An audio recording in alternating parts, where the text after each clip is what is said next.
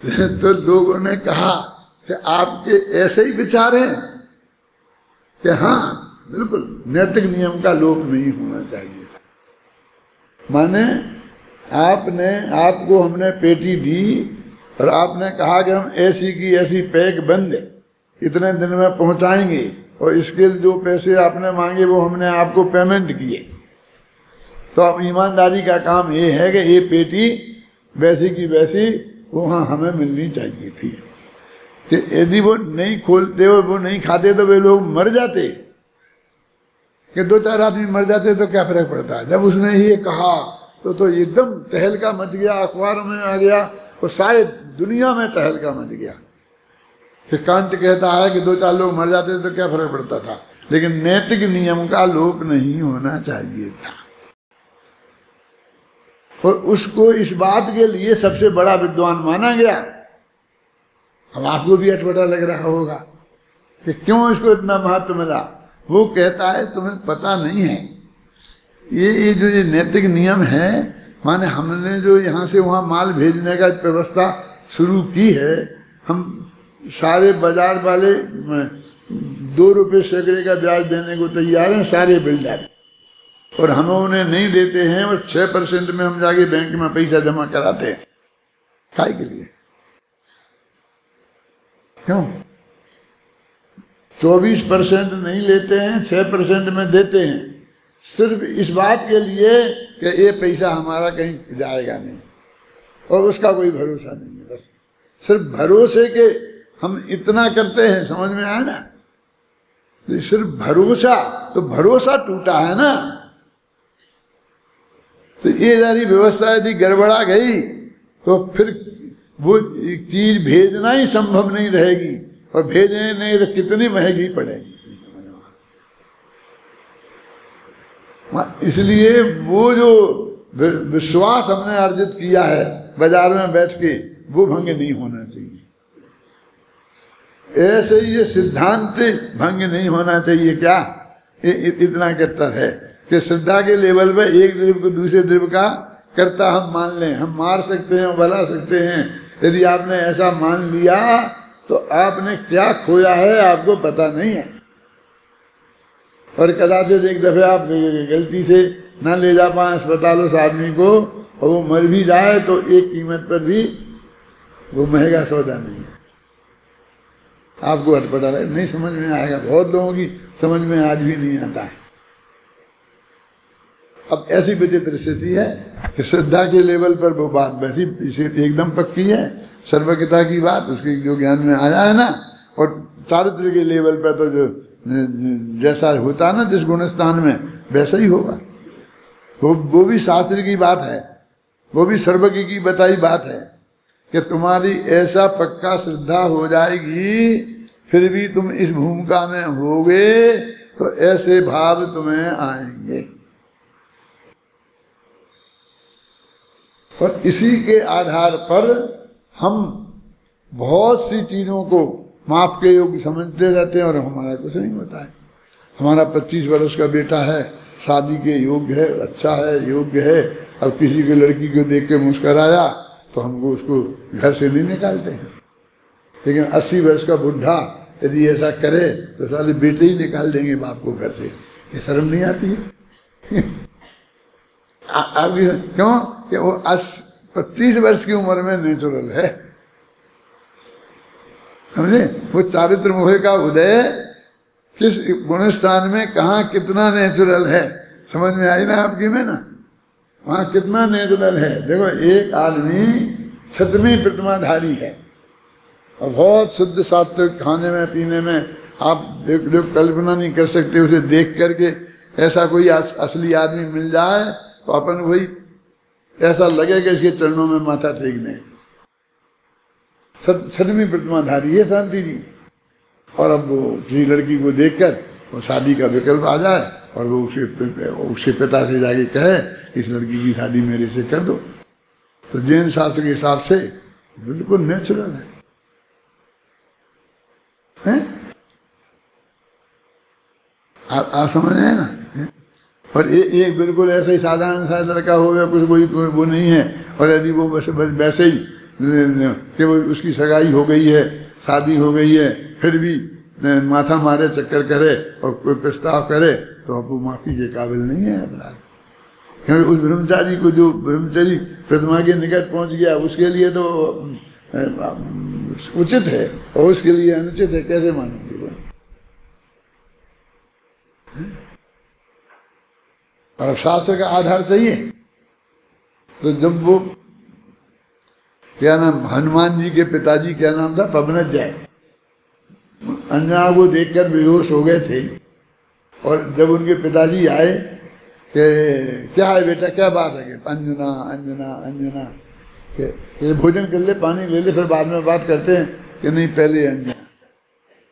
अरे भाई कौन सी बड़ी बात है, हम कह रहे कराएंगे ना अंजना से तेरी शादी, खाना तो खा लेगा। नहीं, तो उन्होंने कहा क्या बोलता है, दो चाटा मारूंगा, घर से निकाल दूंगा, क्या बकता है, शर्म नहीं आती? ऐसा नहीं कहा, आप ऐसा करेंगे। उनने नहीं किया। क्यों? जवान लड़का है, लड़की को देख के वो बेहोश नहीं हुआ तो हम होंगे बेहोश। उसने ये तो नहीं कहा कि जबरदस्ती करो इससे, ये तो नहीं कहा किसी शादीशुदा पे तो निकाह नहीं डाली। पॉइंट समझिए ना, अपने आगम में जो मर्यादाएं लिखी हैं उसके प्रति वो निष्ठावान है। तो हम अभी जानते ही नहीं है कि किस भूमिका में क्या भाव हो सकता है। हम बता दो, आप ऐसी मानते हो, सब बात पक्की है, फिर ऐसा भी करते हो, दौड़ के बचाते भी हो, कहते हो कि करुणा जो है वो मोह का चिन्ह है। क्यों? 86 में गाथा सुनाते हो ये करुणा भाव मोह का चिन्ह है, और फिर बाद में करुणा भी करते हो। गुरुदेव से सब लोग कहते थे कि ये भी कहते हो कि ये शुभ भाव है, पूजा का, भक्ति का भाव है, सब पुण्य बंध का कारण है, बंध का कारण है, कर्म करने का कारण नहीं है, और बहुत प्रेम से पूजा करते हो, भक्ति करते हो, आराम से करते हो। तो अब वो समझते ही नहीं कि वस्तु के स्वरूप ऐसा ही है तो प्रतिपादन वैसा ही होगा, और उस भूमिका में ऐसा ही रहा जाता है तो वैसा ही होगा। इतनी बात आपको समझनी पड़ेगी ना, उसके बिना ये तत्व ज्ञान आप ना समझ सकेंगे और ना प्रतिपादित करके समझा सकेंगे। कहीं ना कहीं आगे मामला टकराएगा। तो ये बात को हमें गहराई से समझनी चाहिए। तो संसार के तत्व प्रज्ञापन अधिकार में ज्ञान के विभागाधिकार के अंतर्गत 172वीं गाथा में अलिंग ग्रहण संबंधी बोल चल रहे हैं, जिनमें 5-6 बोलों की चर्चा अपन ने कल परसों में की थी। बहुत विस्तार से वर्णन अमृतचंद्र ने किया और आचार्यों ने किया, और पूज्य गुरुदेव श्री ने बहुत ही विस्तार से किया। देखो तुम्हारे पास अनुशीलन है ना, तो पेज नंबर 318 निकालो।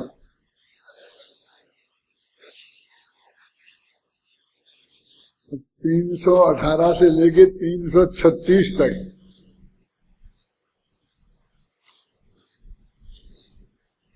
ये 19 पेज में तो अकेले गुरुदेव का कोटेशन है, तो बाकी जो है वो विस्तार से। अभी तुम 172वीं गाथा कहाँ से शुरू होती है और ये 336 पे खत्म हुई है, आप देखोगे तो मेरे ख्याल से 40 एक पेज होंगे, कितने होंगे।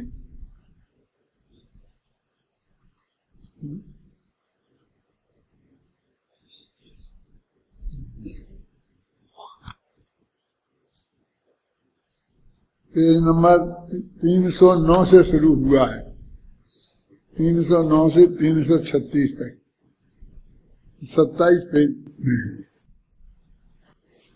यदि आप अपन इसमें ही पूरा पढ़ेंगे तो अपन को महीनों लगेंगे, तब भी अपनी पार नहीं पड़ेगी। मैं भी इसे घर से पूरा पढ़ के आता हूँ रोजाना, और आप लोगों से भी मैं अनुरोध करता हूं कि आप भी इसे पढ़ें। जब 2-4 दफे पढ़ेंगे तो थोड़ा थोड़ा प्रवेश आपको होगा, तो अपन 2-3 दिन में फिर इसके किनारे पे अपन आ सकते हैं और उसका मर्म अपने ख्याल में आ सकता है। देखो, मैं सबसे पहले 336 पेज की अंतिम की 4 पंक्तियां आपको पढ़ाना चाहता हूं। 336 पेज निकालना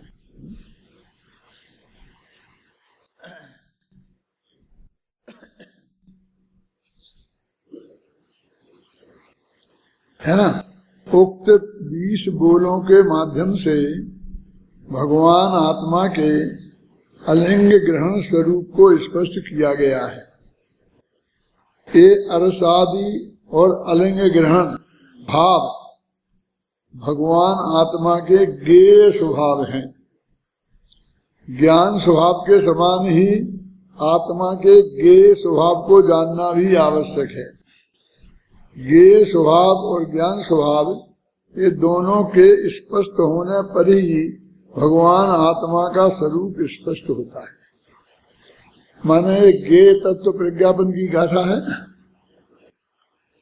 तो कहते हैं आत्मा का आत्मा कैसा है, ये बात यहाँ क्यों कर रहे हैं। सामान्य रूप से द्रव्य स्वभाव पहला जो अधिकार था सामान्य द्रव्य स्वभाव उसमें आ गई थी, और विशेष से जीव अजीव उद्गल धर्म धर्म आकाश काल इनकी चर्चा विशेष द्रव्य के व्याख्यान में आ गई थी।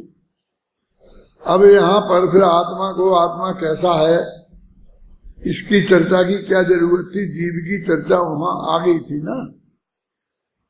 तो वो कहते हैं कि वो सब जीव किसे कहते हैं ऐसे स्वरूप की बात आई थी, लेकिन यहाँ पर हम उसके ज्ञेय स्वभाव को बताना चाहते हैं कि वो जो जानने में आता है तो उसे वो स्वयं भी जानता है और दूसरे भी जानते हैं। तो वो कैसा जानने में आता है इसकी दृष्टि से ये अलंग ग्रहण के गुण है। मैंने उसके स्वरूप में हमारी जानने की प्रक्रिया क्या है। अभी अपन रहस्यपूर्ण चिट्ठी में व्याख्यान कर रहे थे शिविर में, तो उसमें भी तो यही था कि हमें आत्मा का अनुभव करना है तो हमारे लिए क्या प्रक्रिया अपनाना चाहिए। और हमारे लिए बहुत ज्वलंत प्रश्न है, क्योंकि हर एक आदमी चाहता है कि मुझे आत्मा का अनुभव हो जाए। तो पंडित जी ने वही बात बताई थी वहां पर, और हमने कई दफे पढ़ते हैं और हमारा ध्यान नहीं जाता है। तो ऐसे ही यहाँ भगवान आत्मा के ज्ञेय स्वभाव को स्पष्ट करना जरूरी है। अभी देखिए गुरुदेव श्री की एक किताब है ज्ञान स्वभाव और ज्ञेय स्वभाव। अब और उसमें पूरी क्रमबद्ध पर्याय का वर्णन है। मानो ज्ञान स्वभाव और ज्ञेय स्वभाव नामक किताब में 13 प्रवचन जो गुरुदेव श्री के हुए,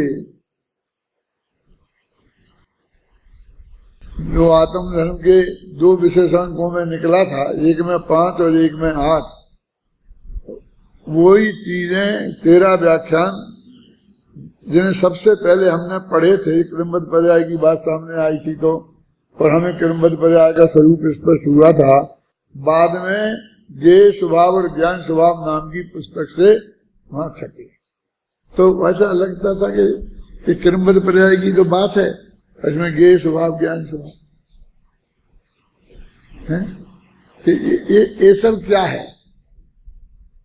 और पढ़ते थे तो वहां पर ज्ञेय स्वभाव की परिभाषा बताई हो, ज्ञान स्वभाव की परिभाषा बताई, ऐसा कुछ था नहीं।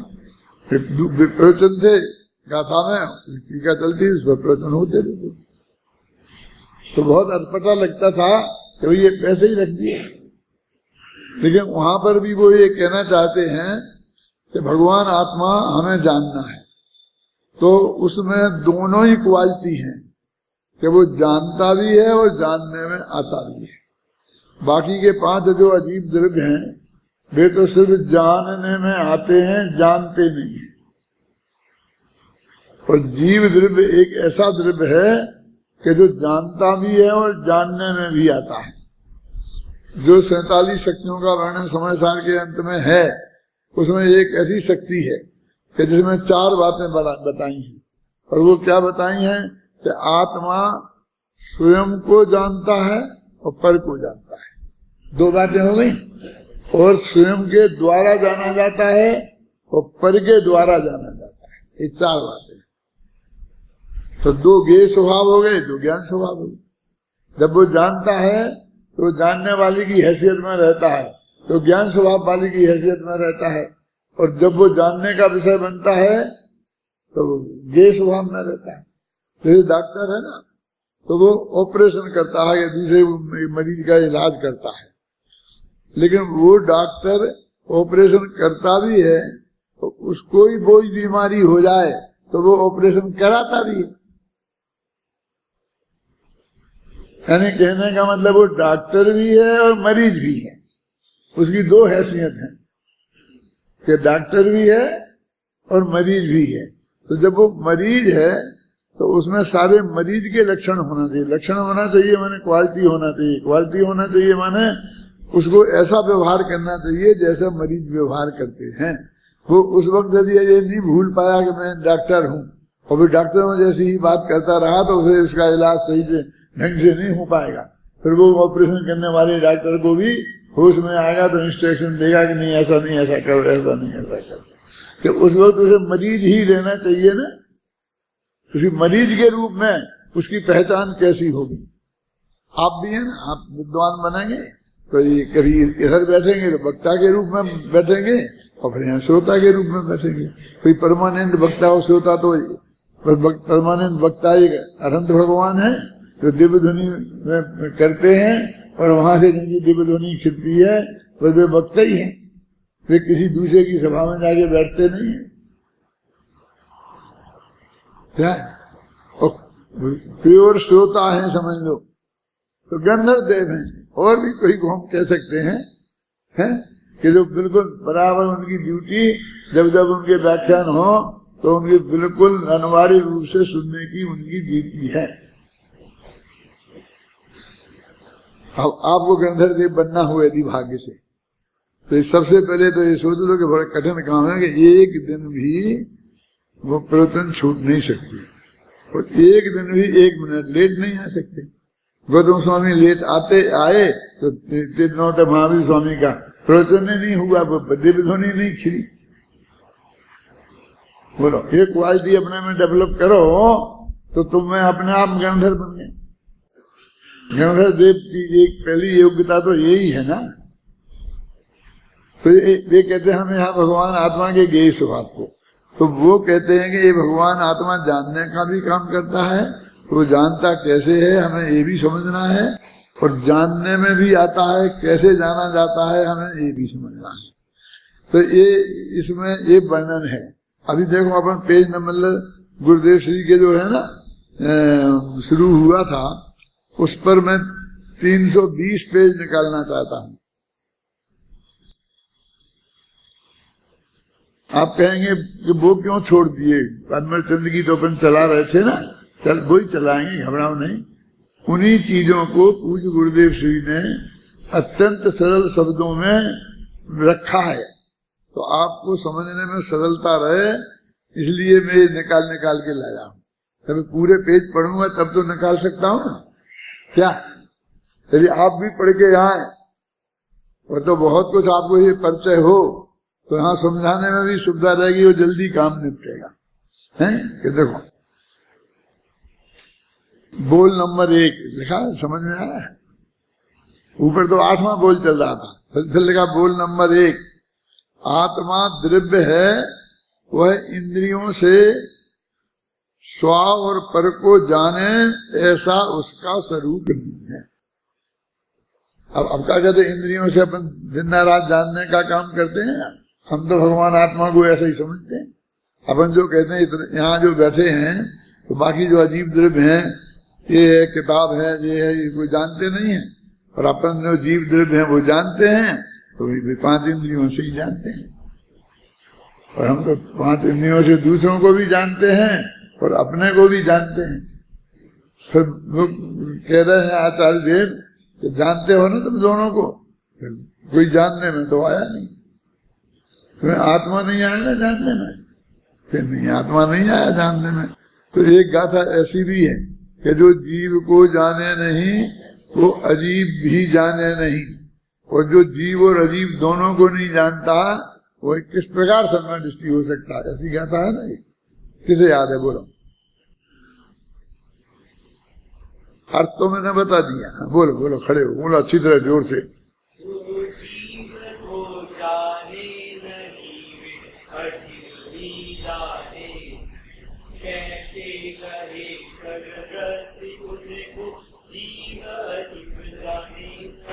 जो जीव अजीब दोनों ही को नहीं जानते उन्हें सम्यदर्शी कैसे कहें? आप नहीं ना, वो दोनों ही बात की ना, जीव अजीब दोनों को नहीं जाना। अभी जो अपने वो कहते पर को नहीं जानता, अब उक्त संदर्भ में भी आप अपने दिमाग में लगाते जाएं तो आपको कहेंगे आगम प्रमाण कहाँ है। ये गाथा तो आगम की बोली ना अपने शास्त्र की, अब उसमें एकदम क्लियर लिखा ना कि जो जीव को जाने नहीं वो अजीब को नहीं जाने। वो कहते हैं ना अजीब को नहीं जानता तो वो जीव को भी नहीं जानेगा, और जीव अजीब दोनों को नहीं जानेगा तो वो सम्यदर्शी कैसे हो सकता है? माना सम्यदर्शी होने के लिए जीव अजीब दोनों को जानना जरूरी है। नहीं सब वो अनुभव के काल में तो नहीं जानना चाहिए। वो ये है कि उसे कब जानना चाहिए कब नहीं जानना चाहिए, वो अलग एक प्रश्न है, उस पर चर्चा अलग से हो सकती है, लेकिन वो जानता नहीं है ये बात तो नहीं है ना।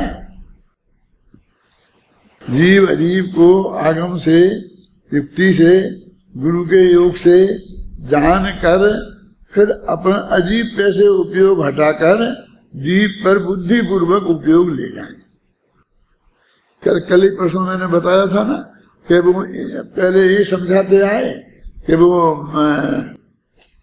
पर जब टोडामा जी का एक वाक्य था ना कि जब वो अनुभूति के काल में अधिक आनंद कैसे होता है, ये प्रश्न था ना, तो उत्तर में कहा एक तो वो अपने आत्मा को ही जानता है, उपयोग एक जगह ही रहता है, पर में उपयोग बढ़ता नहीं है, और दूसरे उतनी गहराई होती है उतनी गहराई नहीं होती।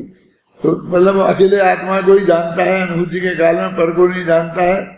खुद ने यही कही और फिर अगले ही पेज पर खुद ही कहते हैं वो पृथकत्व वितर्क नामक धर्म ध्यान में, एक शुक्ल ध्यान में और आत्मा पर जानने में आता है। अब यहाँ कहते हैं के अकेले अपने को जानता है, तो इससे विवाद की उलझने की जरूरत नहीं है। अपेक्षाएं हैं कि आपसे ये कह रहे हैं कि बुद्धि पूर्वक तुम अपने को ही जानो। हम कहते हैं प्रवचन में कि देखो हम जो कह रहे हैं उस बात पे ध्यान दो, अपने उपयोग को और चीज मत जानो। ये कहते कि नहीं कहते सबको, तो फिर तुम और चीज जानते ही नहीं हो। जब एक को जानता है दूसरे तुम्हारे जानने में आता ही नहीं है, ये थोड़ी कहते।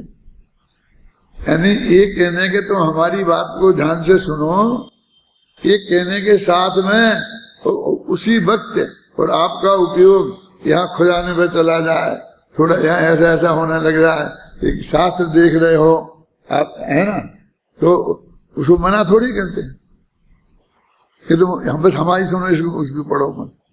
तो पर का भी जानने में आ रहा है ना, तो उसको हमने तो बस सुन के आपका ध्यान से आपकी ही बात सुनी और हमने कुछ नहीं जाना, ऐसा भी कहते हैं। एक ही बात के दो है ना, माने बुद्धि पूर्वक विवेक पूर्वक उपयोग को ज्यादा भ्रमाओ नहीं। और आप हमारी बात सुनते वक्त भी वो जितना भ्रमेगा अपनी योग्यता से उतना तो भ्रमेगा ही, उतने को हम नहीं जानना कहते हैं। परमात्मा समझे ना, इतने जानने को नहीं जानना कहते हैं। वो जो अनुभूति के काल में भी जो पर का जानना हो रहा है उतने जानने को हम नहीं जानना कहते।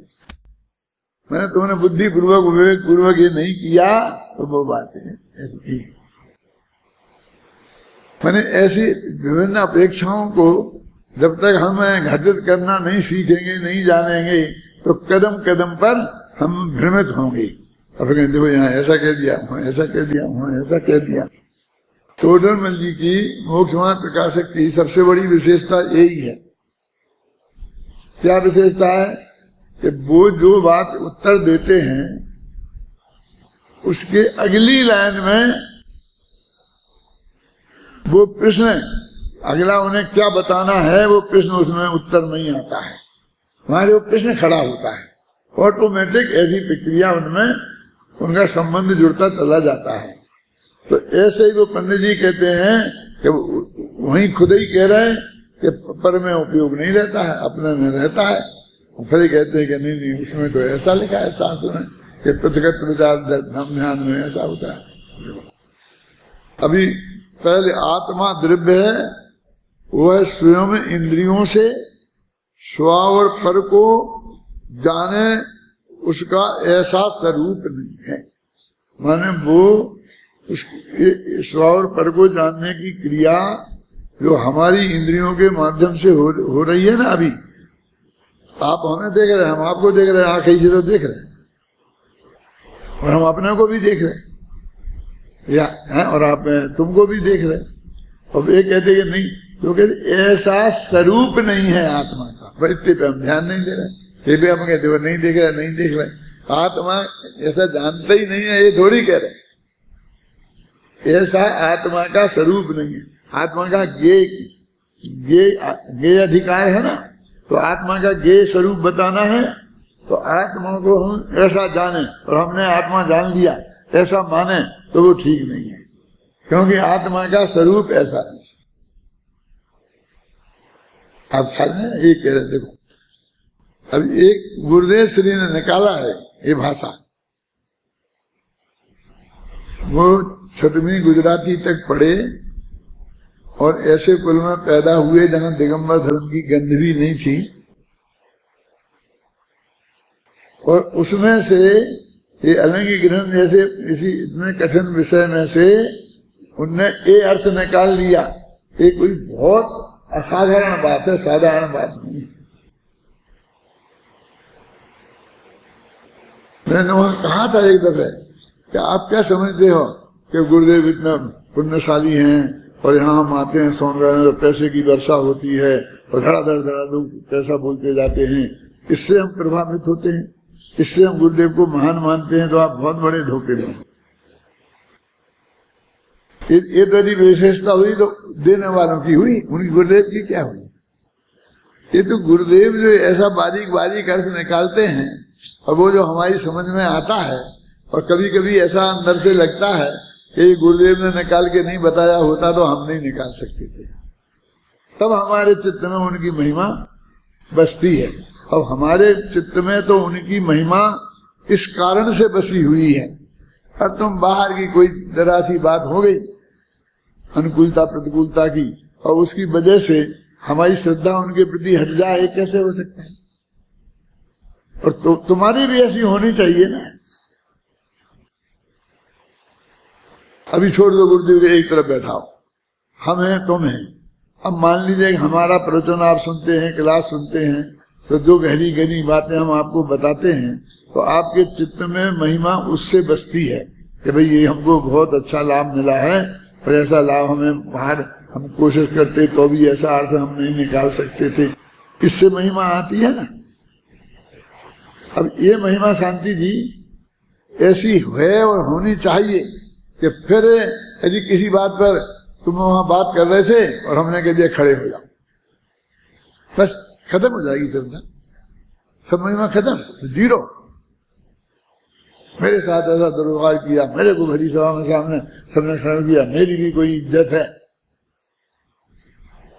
क्यों होता है कि नहीं होता है ऐसा हमारे में?